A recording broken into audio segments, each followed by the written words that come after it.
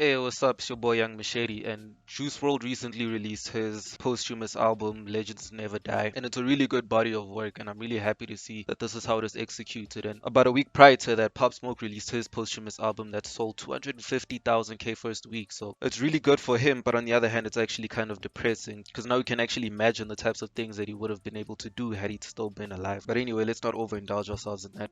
These posthumous albums make me realize something, a good trend that's happening in 2020 that I really appreciate. It's something that labels are starting to do that really makes me feel like they're starting to understand their audiences more and actually starting to practice more. And this practice that I'm talking about is them actually caring about posthumous albums. I'm talking about them not treating posthumous albums like an obvious money grab scheme. We've seen this so many times in the past where labels will try to market off of an artist's death and try to push out as many albums as they can, claiming that it's what the artist would have wanted. And granted, I do acknowledge the fact that I've never met any of these artists, so I'm not really the best to say what these artists would have wanted and what they wouldn't have wanted. But there's just a way to really execute a posthumous album that really makes it feel inorganic. If a diehard fan of an artist who recently passed away listens to a posthumous album, they can really tell whether or not it was authentic and when it was an obvious money grab scheme. One of the most common ways to really tell if it's a money grab scheme is when you look at the track lists for the albums. A common thing labels would do if they really didn't care about the album is bombard it with so many features from other artists to ensure that the most amount of people come through to this album, listen to it, and they can make the most amount of money possible, to the point where it looks more like a collab album than an actual individual album from an individual who actually cared about the music he or she was putting out to the world. And we can really tell this especially if when the artist was alive, they weren't really known for working with that many artists in an album. It isn't somebody like a DJ Khaled who, Lord forbid, passes away anytime soon. But we know that whenever he puts out an album, it's gonna have a lot of features. And granted, he is a producer, but you still get the point that I'm making. He's that artist, so if he were to pass away and his posthumous album looked like it had a lot of features, it would be natural. That's exactly what we'd expect from it. And I'm saying this because I remember when Lil Nas X was announced to appear on XXXTentacion's Bad Vibes Forever, and I remember having a lot of mixed emotions. On one hand, I thought, okay, this is good. This is just an artist collaborating with another artist or paying his respects. But on the other hand, knowing that Lil Nas X and XXXTentacion had never met before, so essentially they were putting him on X's album without X's consent, that made me feel weird. That made me feel like this might be a money grab scheme. But I remember that that topic was kind of controversial. A lot of people had a lot of opinions, so maybe that can be a topic for another video, but not now. What I'm trying to say is that for albums like Juice World, Legends Never Die, and Mac Miller's Circles to not have a lot of features, that was a very good sign that the people who actually were behind this project actually cared about these artists and knew what those artists wanted on their albums. And we have to remind ourselves that an artist's posthumous album is the last time that they'll actually have a chance to shine. This is the last time they'll actually have a platform to actually speak to the world and let whatever message they wanted to reach the world actually go out there. And I know Pop Smoke's album had a lot of features, but it was executive produced by 50 Cent, and I know that he and 50 Cent, I don't know to exactly what extent of a relationship they had, but I know it was a pretty close one. Hence, 50 Cent had the right intuition and the album ended up sounding good. And another sign labels don't actually care about an artist is when they release more than one posthumous album. It really feels like they're just trying to put out as many albums as possible and squeeze out all the unfinished songs that this artist had in their archives so that they can just make the most amount of money. But on the other hand, I do acknowledge the fact that these artists were contractually obligated to release a set amount of albums, so maybe their death shouldn't actually get in the way of business. Again, a topic for another video possibly. But at the end of the day, this is just something that I really appreciate. It really feels like labels are actually going the extra mile. They're not actually just trying to profit off of somebody's death, but they're actually putting the right people behind these projects and actually care about what they're doing with their lost songs.